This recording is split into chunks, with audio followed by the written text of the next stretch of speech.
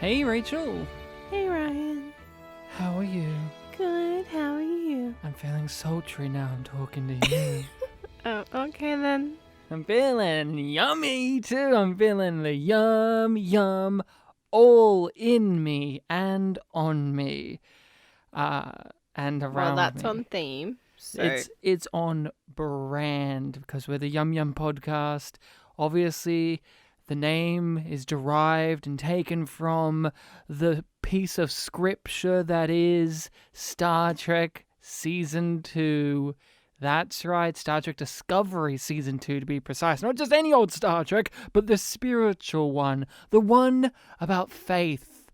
The one about belief. And that line... Jesus wish he said that line, but he didn't. Because Nan, who is Jesus of Star Trek, practically said that line. Who is absent from this episode, weirdly. We are doing our Star Trek Discovery rewatch, Rachel, just to inform you that we're doing it, as well as the people listening. Okay, thanks. Of course, as stated, this is our rewatch. This is our first time watching it after the initial airing of the show. And as stated in our previous episode, just to highlight again, there's going to be spoiler discussions, but not for Season 3 that is currently airing. We're going to refrain from that. As stated, it is still airing, and all the puzzle pieces of that season haven't fallen into place to fully reflect what this season looks like. So we won't be touching upon that. We'll just be touching upon this season, where this season goes. So if you have not watched Star Trek Discovery before, or you are not up to date with Season 2, we are going to be talking about spoilers in that regard, because this being a rewatch, we're looking back at this marvelous piece of art and going, does it make any sense, or is it marvelously mad? Rachel's giving me a discerned look, but let's get into it. Rachel, we are going to be reviewing and talking about, for this particular one, episode 2 of Season 2, New Eden.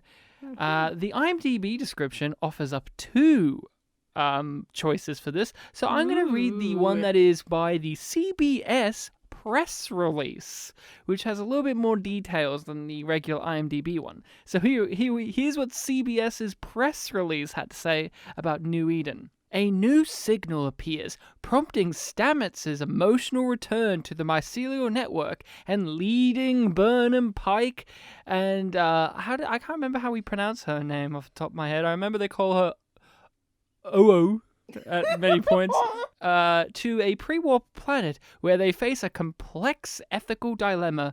Tilly's over-eagerness lands her in trouble, but when the planet and Discovery's landing party are threatened, her curiosity may be the one thing that can save them. That is a fucking crazy description of this episode, because all of those things happen, but not in the way that they're described. It makes the emphasis on some of those sound different. Like, Stamets' emotional return is a little bit heavier than what I got from his storyline in this episode. And even that, I wouldn't call a storyline. I would call a plot beat. Yeah, it is there. And that is true, but that's not really what the episode's about. Astromycology has taught me that nothing is ever truly gone. Fungi are the universe's recyclers. This is how termination begets creation. It's why life is eternal. And my place is on this side of that cycle. What did you think of this episode upon that original watch, and how does it stack up this time round for you? Meh. And it's still meh. See, you and I are very different. I remembered this episode very fondly. I saw this and said, oh, because the premiere episode of Season 2 did not leave me with oh, it left me with oh. This left me because in this one, Maybe. I saw that they were really trying to be more overtly Star Trek. They were taking on what I'm saying is this episode showed me the show I wanted in a way. Not exactly what I mean, I don't know what I want, I guess. Nobody really knows what they want ever, but it showed me what I thought the show was going to be from the beginning. This is what more people want. They want these ethical dilemmas. They want these debates and quandaries and spirituality being versus science, faith v science. All that stuff is in this episode. And when I saw this, I said, oh, cool, they're going to try. And they did for a few episodes, and maybe my opinions on that will change, because my opinions on this episode have changed upon the rewatch. I liked it a little less, but I still liked it. I remembered this one being my favorite episode of season 2, and I don't know if that's going to necessarily change or not. I don't know if the others are going to be better or worse than I remember, but I remember this one being my favorite because I thought about it afterwards. I was thinking about the quandaries that they had to deal with. I was thinking about whether it was right or wrong with how they broke the Prime Directive and how they enforced it, and all the typical things that come from a General Order 1 Prime Directive-centric episode of Star Trek. Those questions that linger with you were lingering with me after this one. And that's why it was my favorite. Season 2 didn't have anything nearly as cool or as fun or as great as the Harry Mudd time loop episode from season 1. I still think that's Discovery's best episode, in my opinion. But this one was always my favorite season 2 and my second favorite Star Trek Discovery episode. This time round, there are problems I have with it, but I still enjoy it, and I still like the things it brings up, and the way this episode is reshaping some of the things that Star Trek Discovery tried to introduce with its version of this universe. So you felt meh about this the first time, and you're still in that general ballpark now? I think I just have my guard up with it, I think, is a large part of why I'm in the realm of meh about it, because I can see what it could have been, and it is taking more elements from old Star Trek that I would like to see in more episodes of Discovery, but I didn't trust that it was going to go anywhere. Yeah, I mean, I get what you're stating. Like, in a way, these next few episodes are kind of like with what season 1 did, where they have their what feels like the obligatory "this is a Star Trek" type story, like the obligatory away mission episode from season 1, Seaver's Pacem Bellum, where that episode is still, I think, the lowest rated of the show. And it feels like we have to do it because this is what Star Trek has done.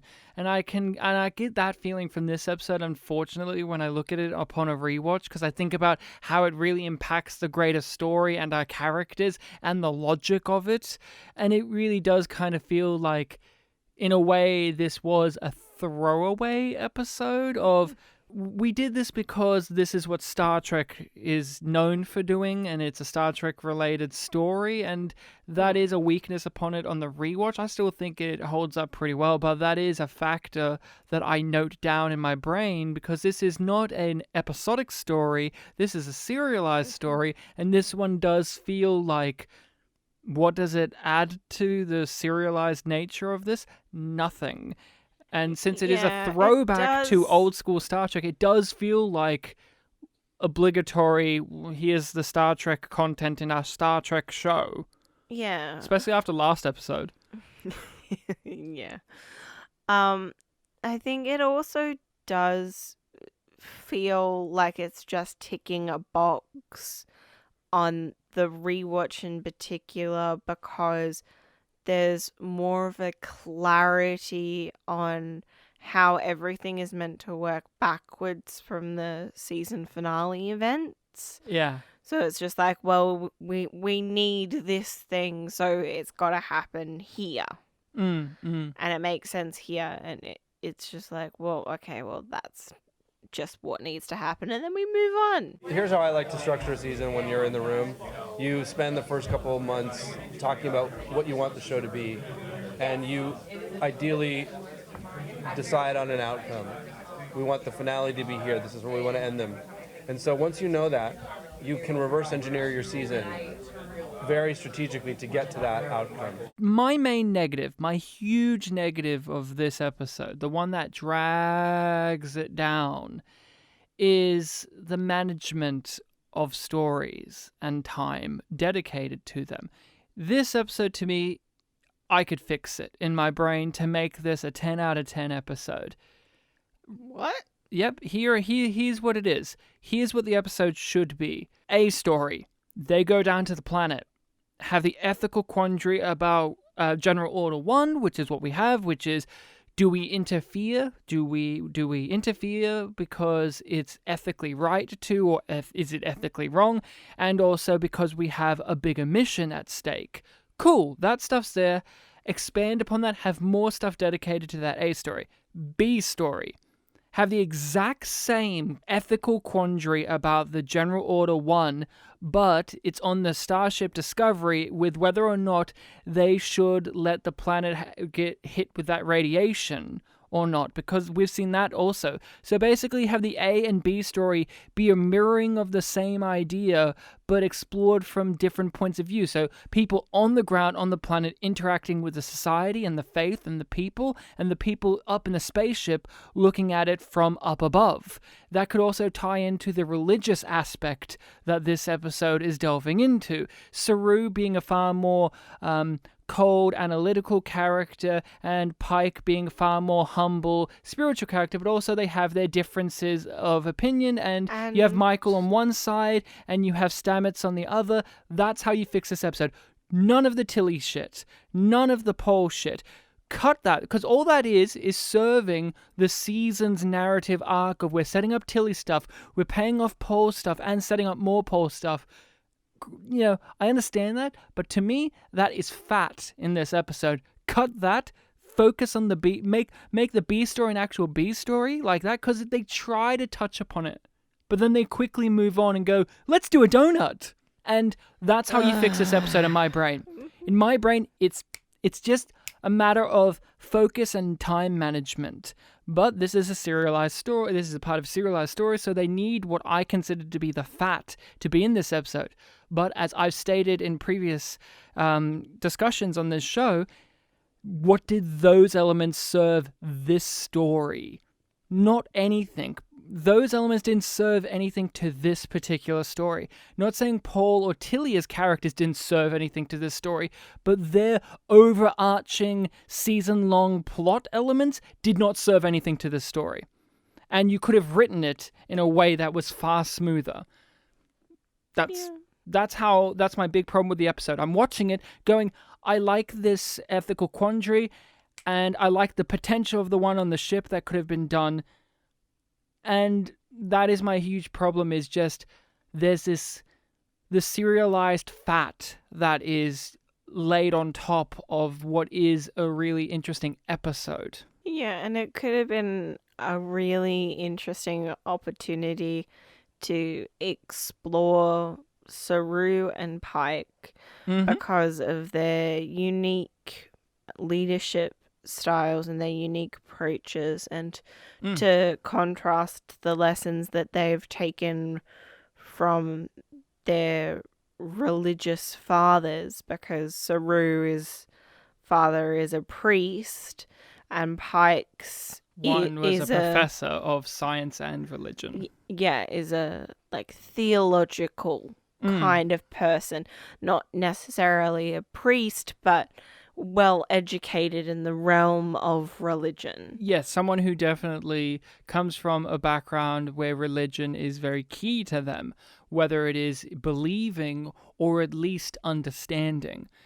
And that's my big issue with the episode. Everything else, everything else in the episode is this typical Star Trek Discovery, what I have labeled the Star Trek Discovery aesthetic. Terrible lines of dialogue, weird editing choices, weird camera movements, obnoxious directing, lens flares, unnecessary amounts of music, unnecessary amounts of music, failed attempts at humor, although this episode did have successful attempts at humor, like successful shots at humor that I did genuinely laugh and smile at. And Michael actually worked in this episode outside of the season-long narrative thing, which is Spock. Not because it's Spock, but Michael in that mode at the beginning of the episode, it's so Michael, but she really worked for me in this episode when she fell into the role that Spock serves in the original series, which is being the second to the captain and offering an alternative view from their expertise. And she was offering it from her expertise, but also her moral beliefs as well, that she's picked up from that first season. And we've grown to accept that that's her standpoint, and we're going to accept that this is Pike's standpoint, and there's the conflict between them without it being a yelling match. The stuff that we liked, that we like about Star Trek. Her weakness in this episode was that opening scene with her and Pike, because that she's being whole opening scene was just season-long arc. We gotta keep propelling the mystery box. It just the mystery felt box. off, partially because it opens with that narration from Spock. The way that they start that off with the way that they've mixed it to make it seem like it's going to be his narration and we're going to cut to him, but it's actually the audio file and we only get the degrading effect when it cuts to them listening to it. And it's just... You remember that, right? They keep cock teasing us about Spock, and I think upon the rewatch and even on the initial watch, that was a mistake to do this half a season long cock tease, because it's dissatisfying to watch. And I said, when we were watching it, I can't remember if they had his voice at the end of the last episode either, but in this one we hear his voice up top, and I said, wouldn't it have been far better if we didn't even hear what Spock sounds like until we physically met him? Wouldn't that have been more impactful? But instead we just get him doing a voiceover here, and you're like, Yeah. Undercuts what they're going to try to do with him. It's odd because it's very clear what they're trying to do with these things to build the anticipation and build these ideas of who Spock is and reinforcing the idea of the strained relationship between him and Burnham.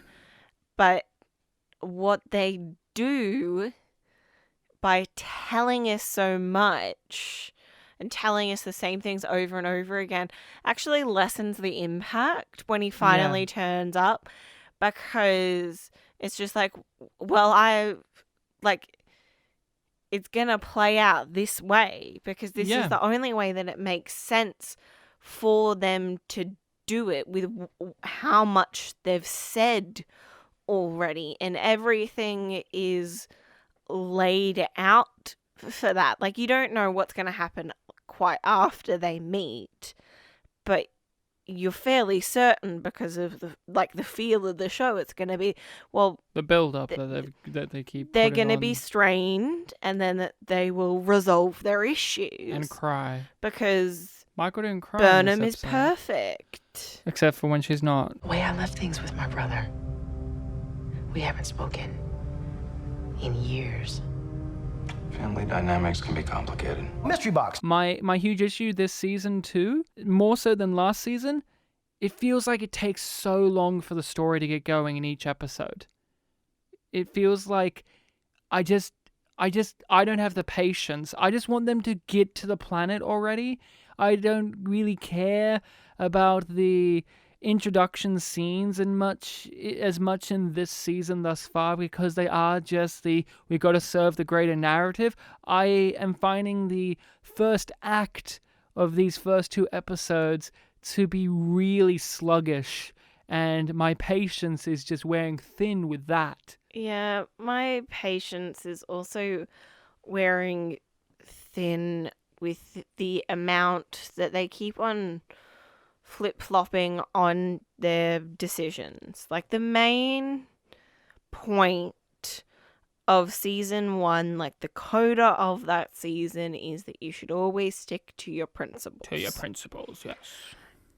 But there are like 3-4 moments in this episode where they are discussing their principles, Yeah. and they decide to go against their principles because it serves the current mission. Yeah. Like allowing Paul to use the spore drive again because it's convenient for this mission. I 100% agree with you, but I will just say, if you're going to lump Pike into this, I will disagree with you, because his is an arc in the episode. Oh, yes. But That's an arc he has, and Michael has a mini arc of her own when it comes to her beliefs as well.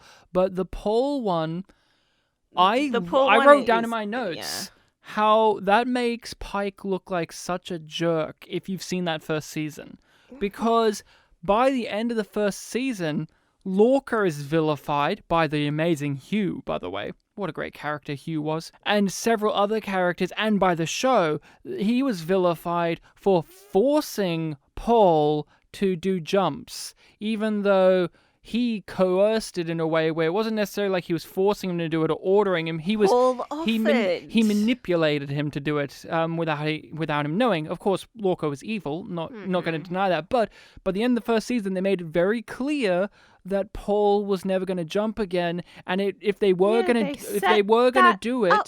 there was going to be a massive consequence to doing it, to his health, to his physical, mental health, but also Starfleet wise. This episode, But nah. they did it as a quick recap for Pike. Like, oh, by the way, we did all this stuff, and Pike's like, that's the thing that I forgot too. Pike's whole entire character is him smirking and reacting to the silly things that season 1 does. Like, that's a lot of his character is Spore Highway. Crazy. Like, Yeah, that's a lot of his character in season 2 is hearing the shit from season 1 and going, oh, wow, nuts. Like, I heard about your previous captain. Crazy. Basically, anytime he's in the captain's chair or more generally on the bridge, he's responding to something being like, okay then, I guess that happened. But I'll have to take your word for it. Let's keep moving forward. But see, that element fails because of one storytelling thing that they do with this mystery box storytelling. The mystery box here is there's a planet ludicrously far away that has humans on it. There's no way humans could be on there with how far away they are. It will take them 150 years to get there at max speed, right? It's impossible for them to be there. That's the mystery box story of, like, how did they get there? Can you trace any warp signatures or starships near the planet? Not a single one. I can, however, confirm that based on audiophonic degradation, the transmission has been broadcasting on a loop for 200 years. That's before warp was even invented. Somebody want to tell me how they got here?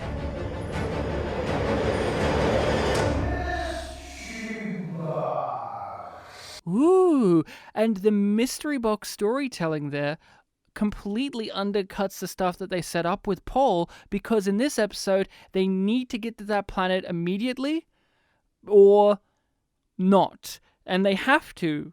So how do they get there? Spore drive. Oh, but we set up that Paul with all the stuff with Paul. Oh, just have Pike say, get him to do it. And then have him and Tilly have a teary-eyed scene, and he gets a little cranky afterwards. But there's no conflict there that you would think would be there with how the show has wrung out how much of a trauma it is for Paul to do this. Yeah, And it makes Pike look like a jerk. It only addresses the aspect of like him looking forward to or being scared of bumping into Hugh in the network, not any of the physical or mental impacts that were explored in season 1.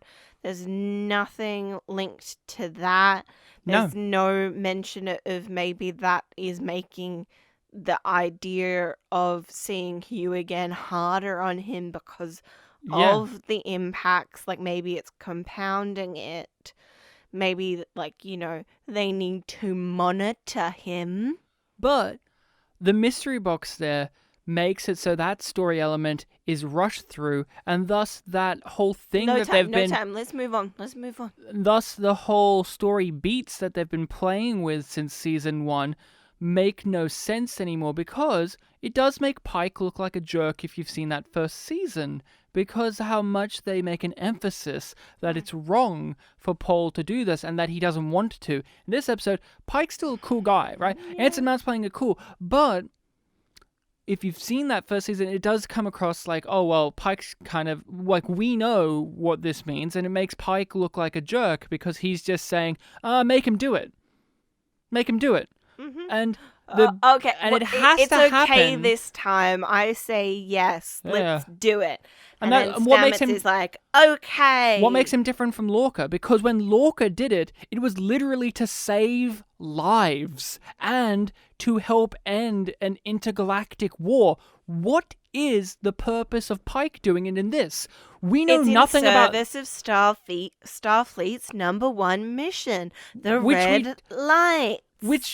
Which we don't know why that's so important. Why is it so... Why do they care so much? Season 1 set up that it was... Yes, they're on alert because it's just after the war, but why is it that this important? Warrant it?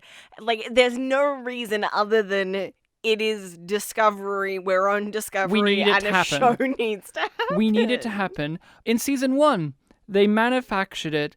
They told the story so that even Lorca, before we knew he was a Mirrorverse captain, that it was evil and wrong of him to make Paul do these jumps to end a war and to save lives. They still made it so that it was wrong in that. Here, we have a nebulous grand mission to track red signals, which we have no understanding of how important this is, how much this is going to be a big deal in the grand scheme of things. Like, how important is it? Is it more important than saving lives and ending a war? We don't know that, and the answer is technically yes, it is. But at this point in the story, the characters and us, the audience, don't know that. So it makes Pike look like a jerk, because if Lorca was made out to be a jerk for doing the exact same thing but to save lives, it makes Pike look like a bigger jerk because he's doing it and he's not doing anything of actual importance. It's just, here's a red signal burst, let's go look at it. It's not, oh, we have to stop an intergalactic war, or, oh, we have to stop a genocide of a planet or anything. It is just, do it. The mystery box needs to exist because that's the storytelling mechanism that these writers are accustomed to. And the mystery box couldn't have the planet be relatively close, because then what would be the mystery of how these people got there? They could have just been any old humans that traveled there and made a colony there and they were forgotten. So they need to be ludicrously far away so that the mystery could exist. But how do we get there? Oh, we just use a spore drive. Mystery box storytelling has its negative consequences, and here's an example of that, because it completely ruins any kind of emotional strength that Paul could have had in this episode's story. How do you want to be remembered in history? Alongside the Wright brothers, Elon Musk, Zefram Cochrane? Or as a failed fungus expert? A selfish little man who puts the survival of his own ego before the lives of others. Are you done? Well, you have some blood on your face. And your hands, Lieutenant. Get back to work. Fix the problem. I don't know if he'll ever be the same, let alone if he'll ever jump again. I know you blame me for this, and you're right. As captain, I'm responsible for his well-being. Yes. You were. Getting to the bottom of these signals is of utmost importance to the Federation. They let you use the drive to fight the Klingons. They'll give us dispensation now. How long before it can be operational? Once I begin prepping Commander Stamets, 20 minutes. Get to it. Do you even want him to get better? I don't know if this is necessarily true or if this is because of my own background. I'm not a spiritual person. I am not a religious being myself. I've grown up a Catholic, but I don't believe in it. And one of the issues that I have in this story, and this could have been alleviated if it was structured the way I said, where the A story gets more scenes, beef it up. The people on the planet outside of Jacob, they're just so cardboard religious and dumb that I don't feel anything for them. And I wrote in my note at a certain point, because of just how generically, like, stupidly religious they come across, of, like, rejecting of anything, that I just wrote, it feels like this episode's making a case that faith is stupid. Because Pike is making all of these really eloquent statements about religion and his background, and he makes it seem really smart and, like, you know, like, really a lot going on. But then we meet the people on the planet who are spiritual, and they come across like dumbasses. Yeah, There's no nuance to them. Which is odd because they do reflect positively on their spirituality and the strength that it has given their communities on. Yeah, but it also shows that it's what's killing them, because they're so spiritual that they've rejected science, because Jacob is the only one who believes in science, and they call that the ways of the old earth. And because he's the only one that wants to try and better them, they are stuck in their old ways, and now everything's no growth. Even their religion is dying. Even the belief in religion is dying, because they've been so spiritual and so faithful that they've rejected any form of technological growth, and that technological decay has actually affected their believers in attending the church. So, yeah, what is that saying? It's odd because it's also a weird, probably accidental commentary on, like, the Amish and Mennonites as well. Well, they didn't mention them in their lists of religions. No, they didn't mention it directly, but there's that the correlation because of the kind of rejection of technology and the advancement of things, because, like, the Amish are willing to use technology up until the point, but it's to the point where we no longer think of those things as being technology because they're so basic and so far behind what we have. But I'm not even saying just technology. Rational thought. These people have no rational thought. And it's even just the way that she plays it. The religious woman and the way it's written. It feels like a Stephen... Like I said this in our short tracks. It feels like a Stephen King thing, right? Like where Stephen King is very... He's very heavy-handed about religion in his stories. And he writes these religious fanatic characters. I'm not saying she was a fanatic, but... What is, I don't know, like, if there was more time spent there giving them a more nuanced point of view, or at least a little bit, another layer to them, but... Even if it was just some clarification through some dialogue about them trying to make a comment on just the dangers of blind faith, not the danger of faith in general and how it can lead to destruction, but... saying that it's blind faith and acceptance that can hold a people back and to be damaging to society, even though its aims is to protect people. They needed those scenes, or that scene that showed what it is about the faith that they have, whether it's a spiritual festival or a prayer session or something that their faith delivers as a positive to their society. And perhaps also show you even more strongly, although they kind of hint this but don't really have it, that his devotion to science and all of that can also be a negative thing. Have Yeah, a bit of both happening there, where they both are commenting on one another. Not saying make him bad because him's science and make them good because they're religion, but show how his lack of spirituality is a negative, and their lack of rationality is a detriment to them. Show a scene of them getting the positives of their belief so that us, the audience, can understand why this is something that should be maintained and not completely disregarded. And they don't have that. They don't have that here. So I look at these people from my non-spiritual stance, and I just look at them and go, fucking idiots. Just let the guy save your society with science, you idiots. Because they don't give these characters enough time on screen to show us any layers to them. No, and even if they're just... I know, I find it too glossy, I guess, and too convenient that in no time, in 200 years, so like, 7, 8 generations, has anybody questioned or fought back or undermined the idea of the Red Angel? Like, well, his family. Yeah, but they don't do it openly.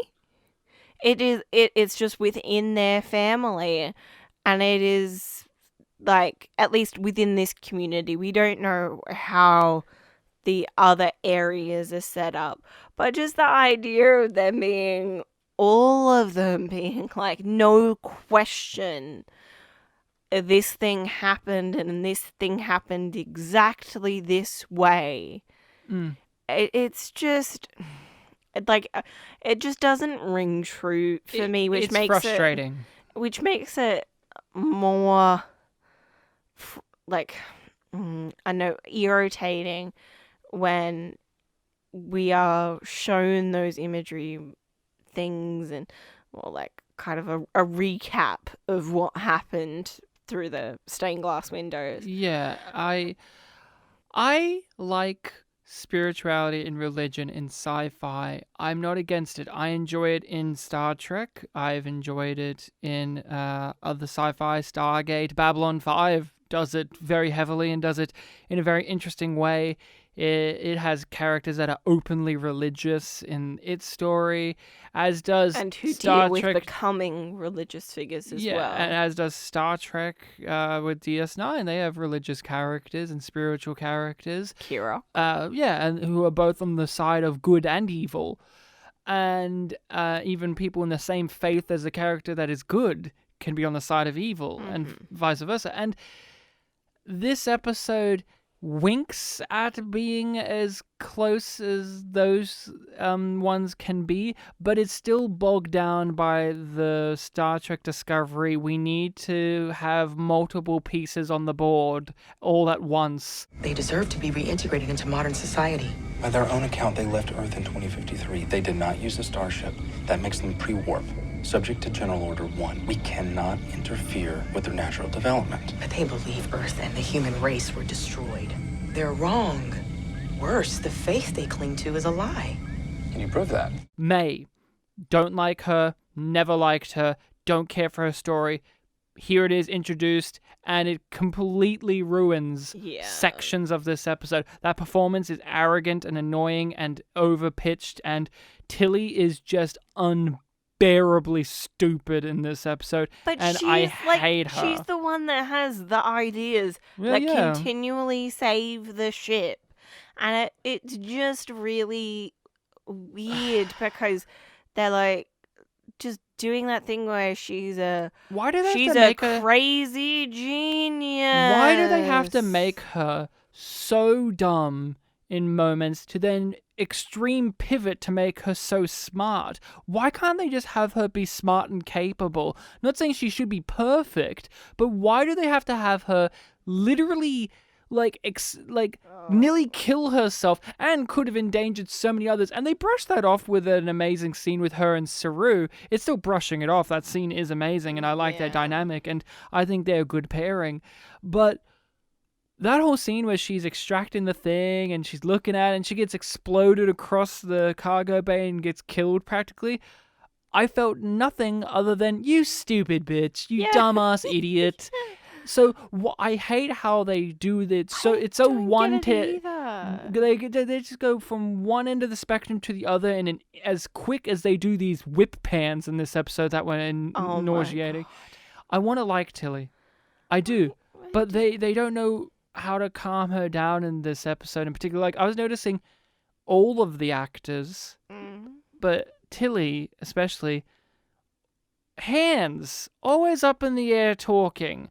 They always got their hands or arms up in the air, waving them about, held like in awkward positions to really emphasize what they're talking about, because they can't just have them talk. No. They have to have them moving about. And Tilly, I understand, it makes sense for her character, but it was so there is an much exception in this. When Michael's trying to be extra Vulcan-y, she'll put her hands behind her back. We don't do funny. We don't do funny. Which I enjoyed. Yeah, that was fine. That was an example of the humor that did kind of work. The one that really didn't work well for me was when Tilly's like, I have the plan to save the planet. I'm storming off now. And then the doors stay open, and then she's walked the wrong way. And it's just like... Red Dwarf did it. Red Dwarf did that same gag 30 years ago, and it was done so much better because of the timing. Yeah. They really, really don't understand comedic timing when it comes to physical gags like that. They're so slow, like the first acts of their episodes currently. So slow to the mark.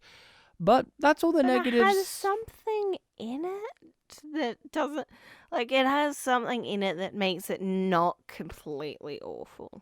That's all the negatives I can really disperse upon that aren't just the usual affair that we talk about, the obnoxious music, the obnoxious filming techniques, them talking so fast and stilted acting here and there, and characters that we just don't care about, but here they are on screen wasting our time. Outside of those normal things, I can't think of any other major negatives that I want to really bring up, because this is still an episode I like, even though those things that we did talk about that were negative are pretty damning. I still enjoy this because it does tickle my primate brain of, hey, it's a Star Trek thing that I enjoy, because I love Prime Directive episodes. I love Prime Directive episodes because they bring up so many interesting facets that from the characters, from the culture of the ship itself, as well as the culture of the people we're getting these stories from, whether they be someone like Data in Star Trek, who has an innocence to him about the Prime Directive in certain episodes, and Picard, who is a seasoned captain at this point, who himself was a young, reckless man, and now he's trying to be straight-laced, and Riker is a little bit more carefree, and Janeway, who is trying her best to have these Starfleet principles in a completely barren wasteland of a world where it's so easy to throw those principles away, and so on. So this episode works for me because it does bring those elements here. I love Pike, and I love his whole stance, and I love that he has a reasonable arc of why he changes his mind on it. Yeah. Unlike in some other Star Trek episodes of the past where it is just, we need to break it. And we won't really reference that we broke it. We'll just move on. Or maybe we'll wipe their memories and it doesn't count. I like his arc because I like Pike. And they really develop him in this episode. They bring all these things to his background. They not just tell you them, but they show you them with character actions. Yeah. And the way he interacts with the people of faith made the people of faith look better than what they represented themselves. Yeah, and the way that the story represents them as well. I do enjoy Prime Directive episodes as well. I just think that this one didn't quite hit that mark for me because it just felt like an echo of those episodes, because they bring up those points, but with the episode the way that it is, it doesn't actually delve into any of them it to the degree that I want it to. It doesn't actually, to me, it doesn't actually deal with the Prime Directive and why it's there. It's just a, do we break it or do we not break it? And they treat it like it's any other rule. I will concede in a point on that. I do think they should have shown they could have shown a greater emphasis on the why the Prime Directive exists in the first place. But I guess you could say that's the scene in which the little girl grabs a phaser and nearly shoots herself in the fucking head. Mm-hmm.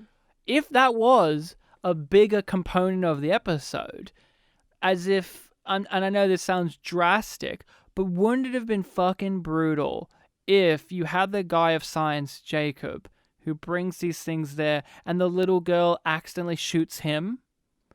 Yeah. I mean, brutal me, it would have been fucking legendary if she accidentally shot herself and killed herself and it caused a big drama. But I agree, they needed a bigger emphasis on why the Prime Directive exists in the first place for them to break it. Why it's there in the first place, why it matters in this instance, even though they're humans, and how that can be used for either side of the argument, because they are pre-warp, but they're humans, and humans under normal circumstances have achieved warp. So these humans are technically capable of that if they had the resources, but they're not on Earth, and they have been taken out of their natural development already. And they have a belief of what happened to Earth. That's not true. Our place to put them back, and they do deal with that a little bit with and the to conversation. rob their religion from them, because that would rob their religion and like, their Michael spiritual brings their that up ideologies. when they're on the planet, but it isn't dealt with really in link with the Prime Directive. Well, she wants to break the Prime Directive, though. In that defense, she's talking about it in a very, not necessarily derogatory way, but a very backhanded way, because she doesn't believe in their religion because she knows the truth. But Pike has to be the mediator here and go, well, that's not up to you, because you know what you know to be the truth, but this is the truth to them. It's not right for us to take that from them. To me, I agree. They should have focused in on that a bit more, but what's the interesting wrinkle here is these are humans who have been mysterious. Remove the mysterious aspect. These are humans who have been removed from the rest of humanity, been plonked in isolation with the belief of what's happened to Earth, and now they've formed a religion around it. And is it right to let them know what's going on, or is it right to leave them there? If they had more time, they could have shown negatives that were happening on that society to make Michael's debate stronger. What happens if the crops weren't being fulfilled very well? What happens if they weren't growing? What happens if there was a planetary? But I guess you could argue that's what the radiation thing from above was going to do. But that was going to be an instant kill. We wanted to talk about societal degradation. Like, this is a thing that's happening directly now, and in an hour and a half, everything's going to be over and this world is going to be destroyed. Where it could have been much more interesting if it was a problem that was building up. Like the numerous episodes in Star Trek where we have planets that are dealing with like a degradation in their orbit or long-lasting droughts, like in the Inner Light, like stuff like that. They should have also, what I think more so is what, and again, this is kind of in the episode, but time being spent on that story directly could have made this better, which is Jacob exists. Jacob knows. Is it wrong or right for them to not directly let him know that he's right? But more importantly, what could have been explored is it's basically witch trials for him. He is the outsider crazy man who's shaking up the society, and wouldn't it have been interesting to see that from their little moral debate standpoint, he is a guy who knows the truth, who's campaigning the truth, and he's being persecuted by the rest of the society. That is kind of in the episode. But if it was pushed more, because that's the thing that I think about the most is him. I think about that character, and I think about what a torturous situation it would have been for his whole entire family lineage to be dealing with that throughout the whole 200 trying to years. Promote the truth in a world that rejects it because of blind faith. And here we have characters that come in and they know the truth, but should they acknowledge that? Should they reveal the truth, or do they let these people continue and let their society grow and let people like Jacob fall to that society? It's an unfortunate thing, but is it wrong or right? These are the things I think about with this episode, and I agree.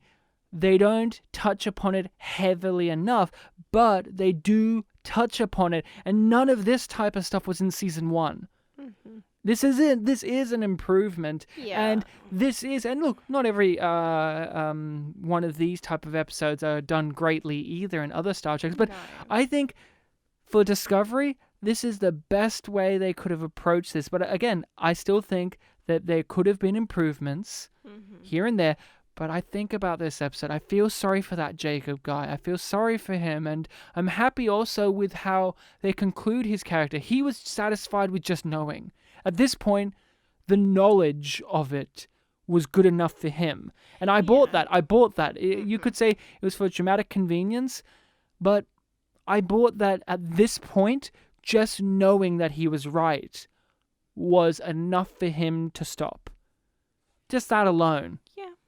I like that too, but there are also a lot of interesting ways that Star Trek has explored the idea of what do you do with the person who has figured it out. It's usually just take them up to the ship and show them the ship and their own planet and say, but then look. Do you leave them back there? How much of that is an influence? Like what right do they have to intervene in things, which is explored in various TNG episodes in particular. It is our highest law that we shall not interfere with other cultures. Then revealing yourselves was an accident. Oh, yes. And now we must leave you. Why? There's so much you can teach us. But that, too, would be interference. You must progress in your own way. So we will. You have taught us there is nothing beyond our reach. Not even the stars.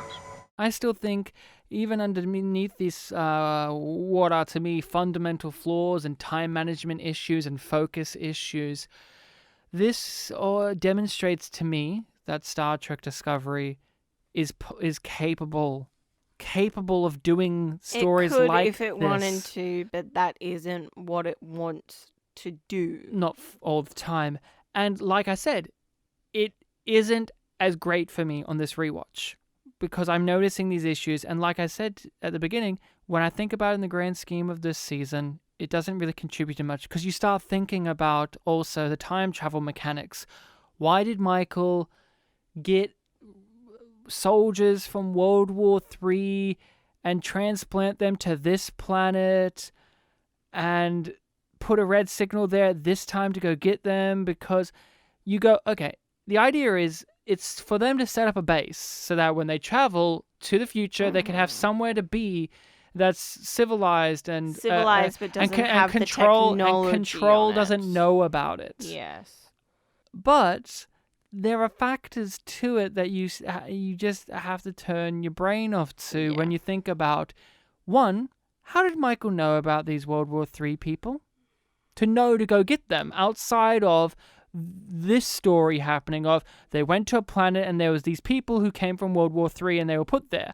But how did Michael know in the first place about these people? It's like what I said about Tig Notaro last episode. How did Michael know about Tig to know to go get her so that the story could happen outside of the Red Angel set up a signal for them to go get her? But if the Red Angel setting up these signals is Michael, how does Michael know to go get... This is what makes me unravel. Maybe there are answers. Maybe there are answers to these things that I've forgotten, but I can't remember these details right now. So it is a frustration when I do watch an episode like this, going, "How did Michael know to get these World War III soldiers? Why this planet? Why not a planet that will never have that radiation thing on it? How does Michael know that the soldiers would survive? How does Michael know that they would form a religion? How does Michael know that it wasn't their technology... only soldiers in there. They were World War III. It was civilians as well as soldiers. Oh, you're right. So it was people taking shelter Refuge, in the when church. they were getting attacked. But there's all these variables that you have to think about. Like, how did Michael know in those several hundred years they were on there that there wasn't going to be some forms of disease, natural disaster, or whatever to completely wipe them out? How did she know that? How did she know that this radioactive thing was going to fall on them and kill them for them to know to put the red signal there so that Discovery could come along to go get it? How did she know that Discovery needed to go find Tig Notaro, who was conveniently near a meteorite thing with antimatter, so that could drag the radiation? And these are the things that drive me up the wall when I do watch an episode like this, because I just say, this episode works when I remove the season-long mystery box. I remove in my brain when they go, how the hell did these people get here? That's not what's interesting in this episode. The interesting thing is the ethical debate that is at the center of the episode, not the mystery that they want us to follow, but the ethical debate about the Prime Directive. That's what this story is about, not the mystery. Before we do the Hudar, Rachel, I want to talk about churches. What about them? They make a big point in this episode that only Captain Pike knows what a church is. Yeah, he calls the building a church. And only he knows what that is. Well, No one else on the crew knows. Michael doesn't know. She knows of Earth religions. I'm familiar with them, but she doesn't recognize the iconography and the architecture to be a church. Until... Owowo is a Luddite, which I cool. Again, she really didn't serve a purpose to that mission other than she could open a lock. I don't know what she actually served to their away mission, other than it was cool that they put her there, but they gave her a neat little... she's from a Luddite background, by the way, but she didn't do anything in the story. No. Other than she opened a lock. Yep. Why did we need her to do that? I don't know. She's like, I can open it with a magnet. And then I don't think she uses a magnet. She uses a bit of wire. Yeah, no, it was very confusing. And it's just like... I think she magnetized it so that the lock would flip, so then she could use the wire. Oh. It's still stupid, but they make a big deal that Pike is the only one that understands what churches are. Mm-hmm. He's the only one that stepped into church before. Which indicates churches exist. If this is a world in which churches don't exist, like religion on Earth has been completely forgotten and abandoned, I could buy it slightly. But even then, churches, monasteries, temples are prevalent things in most civilized societies. There's, even like... all societies have some form of place of worship. I'm pretty sure that they visit a temple on Vulcan later in the And that's what I'm going to say. Like, Michael comes from a Vulcan background. They're deeply spiritual people. We've even seen that demonstrated in the show thus far. It is so stupid that they did that. It's just so that they can really reinforce Pike's religious background. but it does make the world seem really stupid when you start thinking about it, because it raises all these weird questions, like, why is Pike the only one that knows what a church is? Didn't Saru come from a religious family himself? What, did the Kelpians not have any place of worship? I guess not. They were a slave race. Well, doesn't Michael come from a Vulcan background? They're deeply spiritual people. I guess they don't have temples, and if they do, Michael doesn't recognize They don't look like that. They don't look like that, so she can't tell. But she still doesn't recognize that it's clearly a place of... It's stupid. It's just stupid. Yeah, it's just for It convenience raises all these sake. stupid questions that the show obviously didn't mean to raise, but they do, because the writing there was make Pike know what this is, because he's religious. But that in itself makes the world and the other characters not make sense. The broadcast frequency from the surface is obsolete. Too weak for interstellar communication. It's all coming from this structure here. It's a church, Burnham. Yes, sir. Hugh's dead, but they do mention... And Hugh doesn't appear in No. flashbacks or in the Visions. mycelial network. No visual Hugh. Nothing, but we do get discussions about Hugh. They make it overtly clear that Hugh was the one that drove them out of the mycelial network, even though it was Paul, but, Hugh guided them. They reinforce that. But they do bring up the question I had from season 1, which was, at first I thought Paul was the mycelial network pulling memories from my brain, trying to communicate with me through someone I knew. They brought that up in the episode, but now Paul believes that it probably was Hugh. There's no actual reason He's for not why he sure. does, but he's leaning towards that way because of his grief and because, it's just something that It's you would hope. think about. It's hope. You would think about that. And then this episode brings in May, which confuses things because May is someone that is pulled from someone's memories from the mycelial network to communicate with them. So it's that extra layer of confusion when you have rewatched it. So you could see why I was confused like that when I saw season 1, because even the show recognizes that is an element there that would confuse audiences because it was deliberately a bit ambiguous. They wanted to surprise of, it's actually Hugh in the network and now we're going to save him, even though they heavily marketed and the actor talked on and on and on about that we're going to bring we're going to bring Hugh back because of the backlash. But this episode at least addressed what I was bringing up in season 1, so I don't feel silly. At first I told myself it was a fabrication of my own mind, culled from my memories by the mycelia.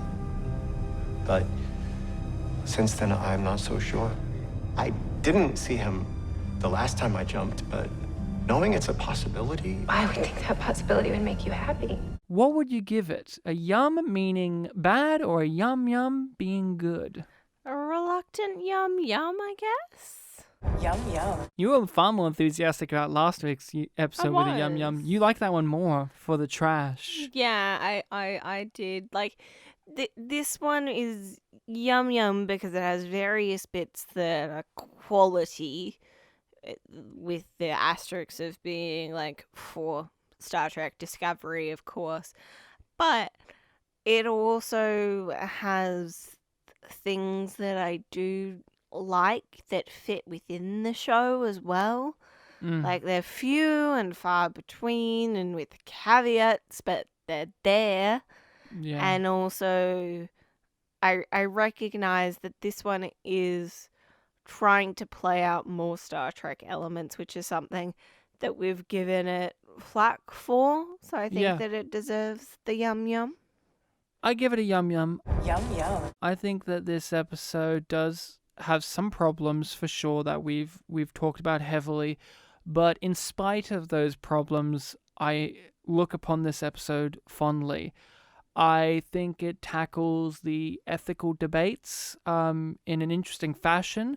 It does so with vigor, and it does it with characters that I was surprisingly invested in, Michael and Pike. They both brought up interesting points of view, and they both convinced each other in ways that seemed very reasonable, not just in terms of narratively, but also character-wise. It seemed their approaches were very in tune with their characters, of trying to convince the other character of where they stand. I also do appreciate the levity that this episode brought. There were several jokes that outright stunk, but there was the jokes brought upon the characters of by Michael, Pike, and Saru that were far more up my alley, which kind of feels like a bit more typical Star Trek humor, where there's minor quips or whatever, but it's more the playful energy between the characters, more so than the outright, we're gonna do a donut, and these absurd statements. More so, like we said, the Vulcans don't do funny, and it makes him laugh and hurts his ribs. Not laugh out loud funny, but it brings a little smile to my face because it shows that the characters are warm with each other enough to make each other smile and laugh, and not shit that Tilly was doing this episode. I appreciate that about this episode. Yeah. And this episode is a yum yum. Yum yum. The next episode we'll be covering will be episode 3, Point of Light, which has a stunning 6.5, so that is something to marvel at. The synopsis for this one goes as such. A surprise visitor to the USS Discovery brings shocking news about Spock and dredges up past regrets for Michael. Following the asteroid incident, Tilly struggles to keep a grip on her reality. L'Rell's authority on Kronos is threatened. Yeah. That episode, I mean, there are two things I remember very prominently. Mother. Yeah. And face paint with cameras in it. That's what I remember. Yeah. Random not excited. Random technology quibble thing. I know we've given up on that, but oh yeah. How long have holograms existed in this world? Because Tilly had a hologram message when she was a child, pen pals with May. It was her yearbook. Yeah, like when they were childhood pen pals, right? Yeah. How long have holograms existed in the world? I don't know. Who cares? They don't. No. Yeah, like, I don't think we even brought up how it's weird technology-wise, the tablet that Spock has had since he was a child that could do all of these projections and weird fucking drag I and have an shit. answer for you. They're Vulcans. Oh, they're It's smart. different. They're smart. It's fine. It's fine. They're They're smart. just more technological advanced. Yep. They had warp before we did, so there you go. Yeah, it's fine. It's fine. Right Let's there. just move on. So that is the episode. If you people out there listening have enjoyed it, feel free to rate and review us on whatever podcatcher allows it. It would be very much appreciated. Rachel, where can people contact us? On various social medias at YumYumPod, or shoot us an email at yumyumpod@gmail.com. Yeah, we are on all those socials. We're posting stuff on there, further questions, little videos, fun memes and images, and just a general furthering of discussion. Yeah, and if you don't want to have to type in the URL, just look in the description and click the links. We've got our Patreon as well, in which we have fun, extra bonus content. We have 3 extra shows on there. We talk about the Star Trek movies, we talk about the best of and worst of rated episodes of other Star Trek series, and we give our general views and thoughts on other pieces of media. Non-Star Trek things as well. Yep, so look us up on the Patreon, YumYumPod, and it's all in the description. Well, Rach, I think, we better be off now. We're getting a red signal. It's telling us that, there's an angel out there, and angels, they're important, and, well, they're so important we have to stop the episode. We just have to stop recording and stop everything we're doing. Forget your emotional concerns. Just do it. We're just going to stop now because of Red Angel signal. Let's go investigate. Let's grab our tricorders and go.